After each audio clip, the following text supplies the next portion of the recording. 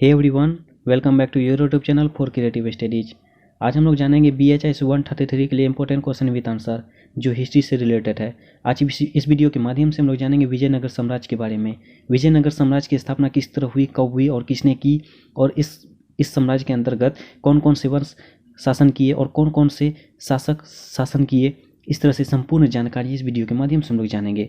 आज के इस वीडियो में हम लोग UPSC के PT लेवल के लिए भी क्वेश्चंस मतलब किस तरह से प्रश्न पूछे गए हैं उनके बारे में भी जानेंगे। चलिए स्टार्ट करते हैं आज के सेशन को हम लोग। जैसे कि आज के सेशन में क्वेश्चन पूछे जाएंगे, विजयनगर साम्राज्य की विस्तृत विवरण दें। विजयनगर साम्राज्य के उद्भव में काकी वंश का योगदान था। विजयनगर के संस्थापक हरिहर और बुक्का काकी वंश के अंतर्गत ही सामंत थे। बाद में वे कापली राज्य में मंत्री नियुक्त हुए।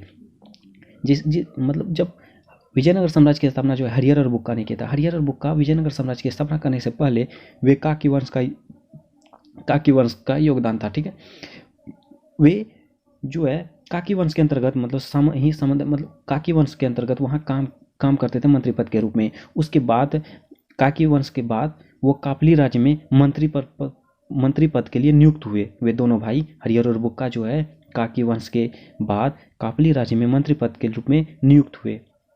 फिर 1328 ईस्वी में 1328 ईस्वी में मोहम्मद बिन तुगलक ने कापली राज्य को जीतकर हरिहर और बुक्का को बंदी बनाकर अपने साथ दिल्ली ले आया।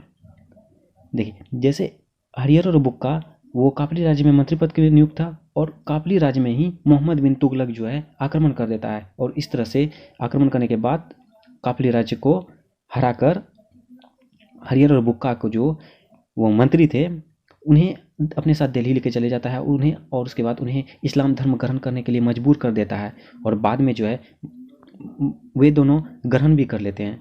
और फिर इस तरह से वे इस्लाम धर्म को ग्रहण कर लिए हरिहर बुक्का ने। बाद में जब मोहम्मद बिन तुगलक ने दोनों भाइयों को कापली राज्य के साथ, कापली के राज्य जो था इससे पहले जो मंत्री पद के रूप में काम कर रहे थे, उसके विद्रोह का दमन करने के लिए भेजा।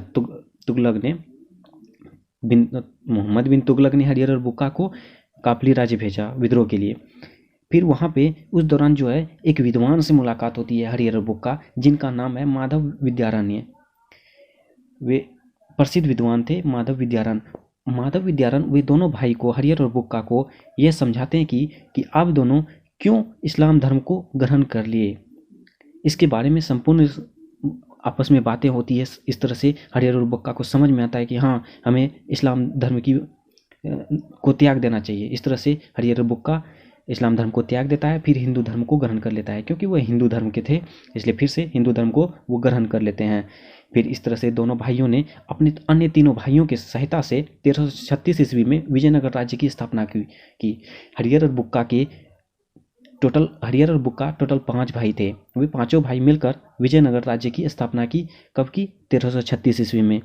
इसमें से हरिहर और बुक्का ज़्यादा महत्वपूर्ण थे, बड़े थे। हरिहर बड़े थे, उसके बाद बुक्का बड़े थे, सेकंड में बुक्का थे। वे पांचों भाइयों में से। क्लियर? उसके बाद इस तरह से विजयनगर साम्राज्य की स्थापना 1336 ईस्वी में हो जाती है। किसके द्वारा होती है? हरिहर और बुक्का के द्वारा होती है। फिर नेक्स्ट में है विजयनगर का प्रारंभिक नाम जो है हम्पी था। हम्पी या हस्तिनावती। विजयनगर का प्रारंभिक नाम हम्पी या हस्तिनावती था, जो तुंगभद्रा नदी के दक्षिण तट पर था। यही नगर बाद में विद्यानगर या विजयनगर के नाम से प्रसिद्ध हुआ। नेक्स्ट स्लाइड के माध्यम से हम लोग जानेंगे तुंगभद्रा जो है के दक्षिण के भाग में, जो उसके बारे में हम लोग देखेंगे मैप के माध्यम से कि कहाँ पे स्थित है। ये विद्यानगर जो है किसके नाम पर पड़ा? वे दोनों हरिहर और बुक्का, जब अभी जस्ट बताए थे, हरिहर और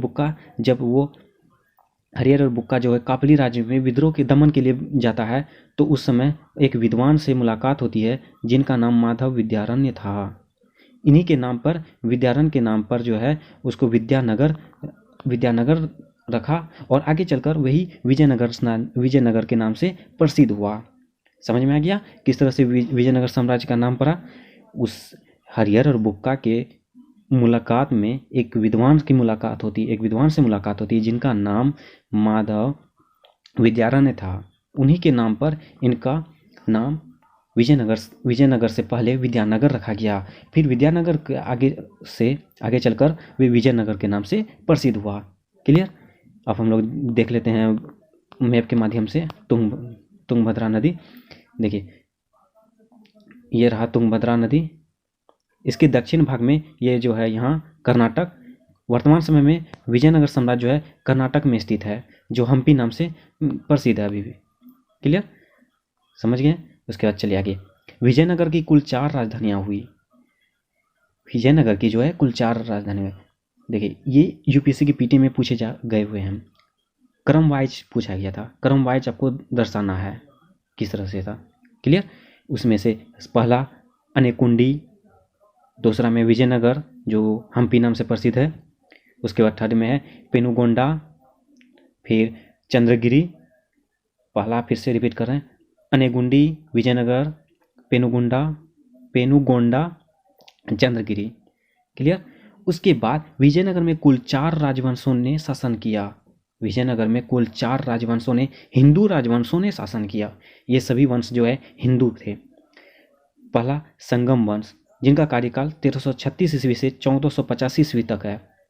ये संगम वंश ही विजयनगर साम्राज्य में सर्वाधिक शासन किए थे। क्लियर।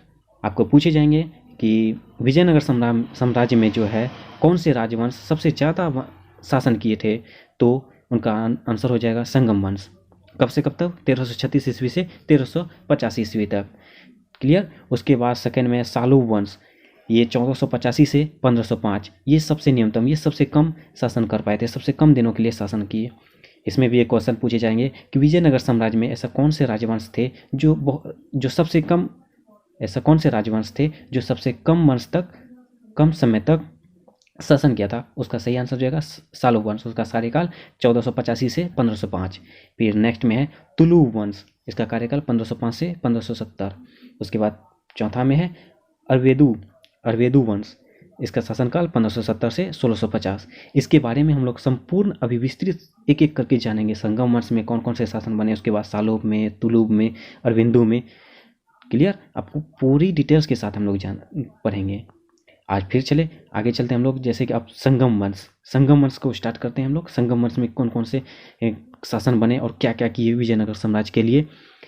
संगम वंश में जो है उसका शासनकाल 1336 से 1485 ईस्वी तक है। उसके बाद संगम वंश में सबसे पहला शासन जो है हरियर प्रथम था, जो हरियर और बुक्का था। हरियर बड़ा था इसलिए वे पहले शासक बने, हरियर प्रथम, जिसका कार्यकाल 1336 से 1356 ईस्वी तक है। क्लियर। हरियर प्रथम जो है संगम वंश का प्रथम शासक था। क्लियर। ये संगम वंश जो है हरियर और बुक्का जो है पांचों भाइयों के पिता का नाम था संगम, इसलिए उन अपने पिता के नाम पर वे वंश का नाम रखा संगम वंश। क्लियर, समझ में आ गया। हरियर प्रथम संगम वंश का प्रथम शासक था। ये भी आपको पूछे जाएंगे कि संगम वंश का प्रथम शासक तो हरियर प्रथम। क्लियर। और संगम वंश कैसे नाम पड़ा, तो हरियर के पिता का नाम संगम था, इसलिए संगम वंश के नाम से कहलाया। क्लियर। 1346 ईस्वी में हरियर प्रथम ने वारंगल स्थित होयसल वंश के राज्य को जीतकर विजयनगर राज्य में मिला लिया। वाइगल जो है वारंगल में स्थित होयसल वंश के जो है होयसल वंश जो था एक राज्य था, उसको जीतकर विजयनगर राज्य में मिला लिया। हरियर प्रथम के समय विजयनगर की राजधानी अनेगुंडी थी। जैसे कि अभी पहले हम लोग जाने कि क्रम वाइज हम लोग राजधानी के बारे में, राजधानी जिसमें से पहला था अनेगुंडी, दूसरा में विजयनगर, तीसरा में था पेनुगोंडा जो था, उसके बाद चौथा में था चंद्रगिरी। प्रथम शासक के समय में अनेगुंडी था। क्लियर। आगे चलकर अनेगुंडी सुरक्षित न होने के कारण स्वामी विद्यारण्य के परामर्श पर पर्वतीय प्रदेश में स्थित विद्यानगर या विजयनगर को नई राजधानी बनाया गया। जिस तरह बताया गया ना कि अनुगेंडी के बाद विजयनगर साम्राज्य हो गया था, उसी तरह अनेगुंडी जो है सुरक्षित न होने के कारण जो है वे स्वामी विद्यारण्य परामर्श, उसके नाम पर जो एक राज्य बनाया गया था विजयनगर, विद्यानगर, उसी को आगे चलकर विजयनगर जो बनाया गया था उसी को नेक्स्ट मतलब अगला राजधानी बनाया गया। और किसके शासनकाल में? हरिहर प्रथम के समय का शासनकाल में। क्लियर। फिर उसके बाद जो है बुक्का प्रथम आता है शासन के लिए। क्लियर। इसका शासनकाल 1356 से 1377 ईस्वी तक है। बुक्का प्रथम ने राज सिंहासन का अवलंबन तथा वेदमार्ग प्रतिष्ठापक की उपाधि धारण की। बुक्का जो है वे पहले शासक थे जो राज सिंहासन का अवलंबन, मतलब कि इन्होंने अपने बड़े भाई को राज सिंहासन पर बैठने के लिए आलम्बन दिया, क्योंकि वो हरिहर से छोटा था, दूसरे स्थान पर था, इसलिए अपने बड़े भाई को राज सिंहासन पर बैठने के लिए आलम्बन दिया तथा वे वेद मार्ग पर प्रतिष्ठापक की उपाधि धारण की। बुक्का जो था वो वेद, जो ऋग्वेद, 4 वेद है ना, ऋग्वेद, यजुर्वेद, अथर्ववेद, सामवेद, ये सभी को वे अच्छी तरह से समझते थे, जानते थे, उसके बारे में जानते थे। वे प्रतिष्ठापक थे, उसके बारे में जानते थे, इसलिए उसे वेद मार्ग की प्रतिष्ठापक की उपाधि धारण की। क्लियर? आपको पूछे जाएंगे कि बुक्का जो है कौन से किसकी, मतलब बुक्का जो है किसकी उपाधि धारण की थी? तो इसमें एक हो जाएगा राज सिंहासन का आलम्बन तथा, और दूसरा हो जाएगा वेद मार्ग प्रतिष्ठापक की उपाधि। ठीक है, आगे है बुक्का प्रथम ने अपने एक राजदूत चीन भेजा था। बुक्का प्रथम जो है अपने एक राजदूत चीन भेजा था। उन्होंने अपने बेटे कुमान कंपन को मदुरै क्षेत्र के विजय के लिए भेजा था, जिसमें कुमार कंपन को सफलता मिली। मदुरै को जीतकर विजयनगर साम्राज्य में मिला लिया गया। इस विजय की चर्चा कुमार कंपन की पत्नी गंगा देवी ने अपनी कृति मधुरम में की है। देखिए, ये अंदाजा लगाया जा रहा था कि उनके बेटे जो कुमार कंपन को मदुरै क्षेत्र में विजय के लिए भेजा गया था, और उसमें जो है कुमार कंपन को विजय मिलती है, मतलब जीत मिलती है, सफलता मिलती है। ये मदुरै की जीत कर जो है विजयनगर साम्राज्य में मिला लेता है। उसके बाद इस घटना के बारे में जो है एक पुस्तक में हम लोग जानकारी मिलती है, जिनका नाम है मधुरम। वो मधुरम जो कि उनकी कुमार कंपन की पत्नी के द्वारा लिखित थी, जिनका नाम गंगा देवी था। उनकी पुस्तक में इनके बारे में चर्चाएं मिलती है। आपको ऑब्जेक्टिव टाइम में प्रश्न पूछे जाएंगे कि कुमार कंपन की जो है ऐसी कौन से पुस्तक में उसकी मदुरै से जीत सफलता मिलने के लिए कृत है, मतलब लिखी हुई है, तो मधुरम में। और मधुरम के लेखक गंगा देवी कौन थे? कुमार कंपन की पत्नी। कुमार कंपन कौन थे? बुक्का प्रथम के बेटे। क्लियर? बुक्का प्रथम के समय से विजयनगर तथा बहमनी राज्य के मध्य संघर्ष प्रारंभ हो गया, जिसका प्रमुख कारण कृष्णा तुंगभद्रा नदी के मध्य स्थित रायचूर दोआब पर अधिकार करने की प्रतिस्पर्धा थी। विजयनगर बहमनी राज्य के बीच जो है संघर्ष प्रारंभ होने लगा, जिसके कारण जो है कृष्णा नदी और तुंगभद्रा नदी के मध्य में रायचूर दोआब पर अधिकार करने की प्रतिस्पर्धा हो गई। देखिए, अब कृष्णा और तुंगभद्रा के बीच जो है बोला, तो इसके लिए थोड़ा सा हम लोग मैप के माध्यम से हम लोग फिर से देख लेते हैं कहाँ है। देखिए, कृष्णा, एक सेकेंड, ये रहा कृष्णा और ये रहा तुंगभद्रा, इनके बीच में बोला गया। क्लियर? समझ में आ गया? उसके बीच में मतलब बीच के लिए संघर्ष हो गया इन दोनों के बीच। यहाँ कृष्णा और तुंगभद्रा नदी के लिए के मध्य रायचूर दोआब पर अधिकार करने के लिए प्रतिस्पर्धा हो गई थी। बुक्का प्रथम का युद्ध बहमनी राज्य के शासन मोहम्मद शाह प्रथम के साथ महाराष्ट्र में स्थित मुदगल के किले पर हुआ। बुक्का और बहमनी राज्य के जो शासक, बहमनी राज्य के उस समय शासक मोहम्मद शाह प्रथम थे, और इन दोनों के बीच महाराष्ट्र स्थित जो महाराष्ट्र में एक जगह है मुदगल के किले पर होता है, जो 1368 ईस्वी में हुए इस युद्ध को अदोनी का युद्ध कहा जाता है। इंपॉर्टेंट है। इस युद्ध में भारत में पहली बार दोनों पक्षों के एक दूसरे के विरुद्ध बारूद का प्रयोग किया था। बुक्का और बहमनी राज्य के शासक मोहम्मद शाह प्रथम के बीच एक युद्ध होता है 1368 ईस्वी में, जिनका नाम अदोनी का युद्ध कहा जाता है। इस युद्ध के दौरान भारत में पहली बार एक दूसरे के विरुद्ध के लिए बारूद का प्रयोग किया गया था। इसमें आपके प्रश्न पूछे जाएंगे कि ऐसा भारत में प्रथम ऐसा कौन से युद्ध है जिनमें बारूद का उपयोग किया गया था? तो उसका राइट आंसर हो जाएगा अदोनी का युद्ध। कब किया गया था? 1368 ईस्वी में। क्लियर? किनके बीच हुआ था? बुक्का प्रथम और बहमनी राज्य के मोहम्मद शाह के बीच। क्लियर? चलिए आगे हम लोग चलें, समझ में आ गया। इसके बाद जो है उत्तराधिकारी हरिहर द्वितीय बना, जिसका शासनकाल 1377 से 1404 ईस्वी तक माना जाता है। हरिहर द्वितीय ने महाराजाधिराज एवं राज परमेश्वर की उपाधि धारण की। इससे पहले जो भी शासक थे वे, देखिए, विजयनगर साम्राज्य में जो भी शासक थे वे राय की उपाधि धारण की थी। जैसे कि बुक्का राय, हरिहर राय, कृष्णदेव राय, सब में सभी शासक राय की उपाधि धारण की थी। और हरिहर द्वितीय पहले ऐसे शासक थे जिन्होंने महाराजाधिराज एवं राज परमेश्वर की उपाधि धारण की। आपको ये पूछे जाएंगे ऐसे प्रश्न कि ऐसा कौन से शासक है जो सबसे पहले महाराजाधिराज की उपाधि धारण की, तो हरिहर द्वितीय ने। ठीक है, इन्होंने बहमनी सुल्तान मोहम्मद शाह द्वितीय को पराजित कर गोवा और दाभोल छीन लिया। देखिए, इन्होंने ही बहमनी, उस समय जब हरिहर द्वितीय था शासक बना, तो उस समय बहमनी राज्य में उसका शासक मोहम्मद शाह द्वितीय हो गया। इससे पहले जो था मोहम्मद शाह प्रथम था, अब द्वितीय आ गया। इन दोनों के बीच युद्ध होता है जिसमें गोवा दोनों में मतलब होता है, तो जिससे गोवा को अपनी ओर कर लेता है, गोवा को पराजित कर लेता है। गोवा के साथ साथ दाभोल को छीन लेता है। दाभोल वर्तमान समय में महाराष्ट्र का एक जगह है। क्लियर। इन्होंने श्रीलंका पर भी चढ़ाई की। देखिए, इतना मतलब कहीं ना कहीं इससे एक ये अंदाजा लगाया जाता है कि विजयनगर साम्राज्य के पास एक बहुत ही मजबूत सैन्य शक्ति थी, जिससे कि वो श्रीलंका तक भी चढ़ाई की। हालांकि वहाँ कुछ खास सफलता नहीं मिल पाई, फिर भी कोशिशें की। फिर नेक्स्ट है माधव विद्यारण्य का भाई सायन या सायनाचार्य हरिहर द्वितीय का मुख्यमंत्री था। माधव विद्यारण्य वही है जो हरिहर और बुक्का को समझाते हैं कि इस्लाम धर्म को त्याग कर दे, वही है। उनका भाई सायन और सायनाचार्य जो है हरिहर द्वितीय का मुख्यमंत्री बना था। क्लियर। सायन ने चारों वेदों पर टीका या भाष्य लिखे हैं, इसीलिए इन्हें वेद भाष्यकार कहा जाता है।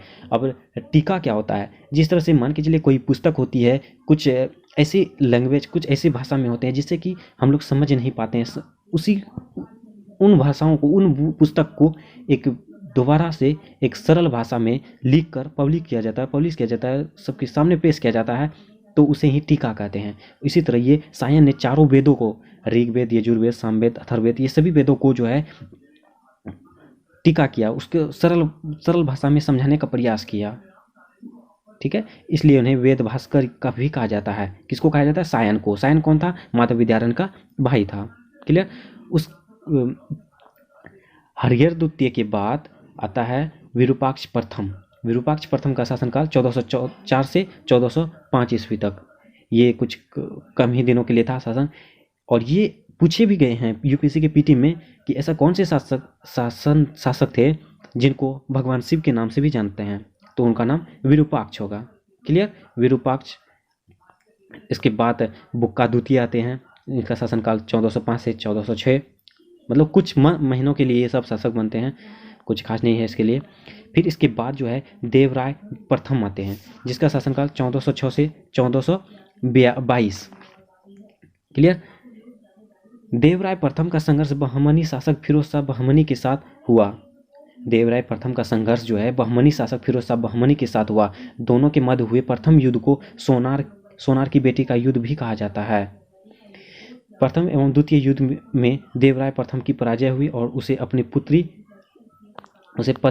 का विवाह फिरोज शाह बहमनी से कराना पड़ा। देखिए, देवराय और बहमनी के शासक के बीच जो है युद्ध चला, जिसमें 3 युद्ध चला था, जिसमें 2 युद्ध जो है देवराय की पराजय हुई, और नेक्स्ट युद्ध में जो है अपनी पुत्री का जो है शादी करवाया फिरोज शाह बहमनी के साथ कराना पड़ गया।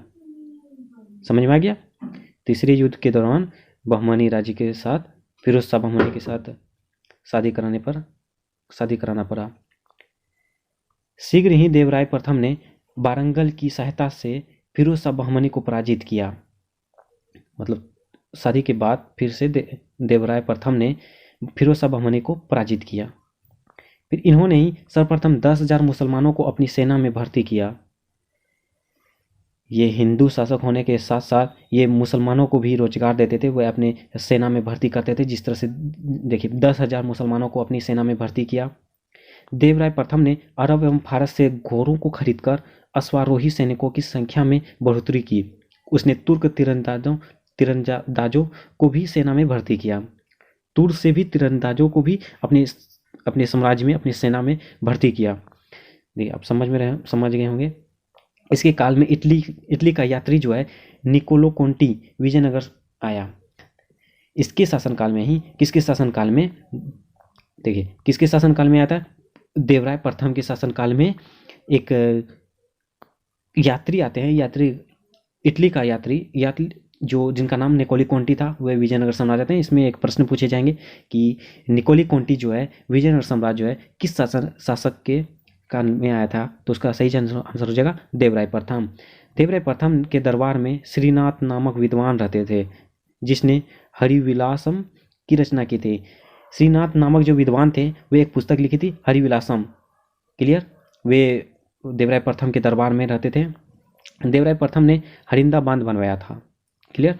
उसके बाद देवराय प्रथम के बाद जो है रामचंद्र राय शासन करते हैं, जो 1422 ईस्वी में। उसके बाद वीर विजय बुक्का 1422 से 1424। उसके बाद देवराय द्वितीय 1424 से 1446। अब इसके बारे में जानते हैं हम लोग। देवराय द्वितीय ने गजबेटकर मतलब हाथियों का शिकारी तथा इमादी देवराय की उपाधि धारण की। ये आपके प्रश्न बनेंगे कि ऐसे कौन से शासक थे जो गजबेटकर की उपाधि धारण की थी। इसका राइट आंसर हो जाएगा देवराय द्वितीय। कई बार पूछे गए हैं ये क्वेश्चंस। ठीक है, नेक्स्ट में देवराय द्वितीय संगम वंश का सबसे महान व शक्तिशाली शासक था। देवराय द्वितीय जो है विजयनगर साम्राज्य में संगम वंश का सबसे विशाल, सबसे शक्तिशाली, महान शासकों में से एक था। इन्होंने अनेक क्षेत्रों की विजय की तथा श्रीलंका के विरुद्ध नौसैनिक अभियान किया। इन्होंने भी श्रीलंका के विरुद्ध जो है नौसैनिकों के अभियान किया, लेकिन उनको भी कुछ खास सफलता नहीं मिल पाई। फिर नेक्स्ट में देवराय द्वितीय ने मुसलमानों को सेना में भर्ती करने की नीति जारी रखी। जिस तरह से हरिहर द्वितीय ने नौसेना मतलब मुसलमानों को नौसेना की भर्ती में स्टार्ट किया था, 10,000 मुसलमानों को भर्ती किया था, उसी तरह देवराय द्वितीय ने भी मुसलमानों की सेना में भर्ती करने की नीति जारी रखी। विजयनगर की सेना में सबसे अधिक मुसलमानों की भर्ती देवराय द्वितीय के द्वारा की गई थी। देवराय द्वितीय से पहले जो हरिहर द्वितीय ने मुसलमानों को सेना में भर्ती किया था, उससे भी ज़्यादा देवराय द्वितीय ने मुसलमानों की सेना में भर्ती की। क्लियर? देवराय द्वितीय के काल में फारस मतलब ईरान का राजदूत अब्दुल रज्जाक विजयनगर आया था। देवराय द्वितीय के शासनकाल में फारस का एक यात्री राजदूत था, अब्दुल रज्जाक विजयनगर आया था। देवराय द्वितीय विद्वानों का संरक्षक था। क्लियर? संरक्षक था, वह स्वयं भी विद्वान था। देवराय द्वितीय जो है वो भी एक विद्वान था। उसने संस्कृत में 2 ग्रंथों का मतलब 2 ग्रंथ लिखा, पहला है महानाटक सुधानिधि तथा ब्रह्मसूत्र पर टीका की रचना की। टीका बता दिए वही, जैसे कि सरल भाषा में बनाया जाता है पुस्तक। क्लियर? उसके बाद देवराय द्वितीय जो है देवराय प्रथम के बाद मल्लिकार्जुन बनते हैं 1446 से 1465 ईस्वी के। उसके बाद विरूपाक्ष द्वितीय बनते हैं 1465 से 1485। उसके बाद प्रोराय ये अंतिम शासक थे संगम वंश के 1485 ईस्वी में। इस प्रकार प्रोराय संगम वंश का अंतिम शासक था। क्लियर? इस तरह से हम लोग आज यहीं तक रहने देंगे। संगम वंश को समाप्त कर दिए। संगम वंश का अंतिम शासक प्रोराय बना, और इस तरह से संगम वंश को आज संगम वंश तक ही रखते हैं। नेक्स्ट क्लास के माध्यम से हम लोग नेक्स्ट वर्ष के बारे में जानेंगे, जिस कल के वीडियो में हम लोग जानेंगे सालू वंश, तुलु वंश, अरविदु वंश के बारे में, जिससे कि विजयनगर साम्राज्य के बारे में संपूर्ण जानकारी मिल जाएगी। ज़्यादा से ज़्यादा 2 से 3 क्लास में आपके विजयनगर साम्राज्य कवर हो जाएगी। आई होप कि आप लोग सभी समझ गए होंगे। और चैनल में जो न्यू है प्लीज़ चैनल को सब्सक्राइब कर लीजिए, बेल आइकन को दबाइए और अपने दोस्तों के साथ शेयर कीजिए। और वीडियो जो कैसी लगी आप कमेंट के माध्यम से ज़रूर बताएं।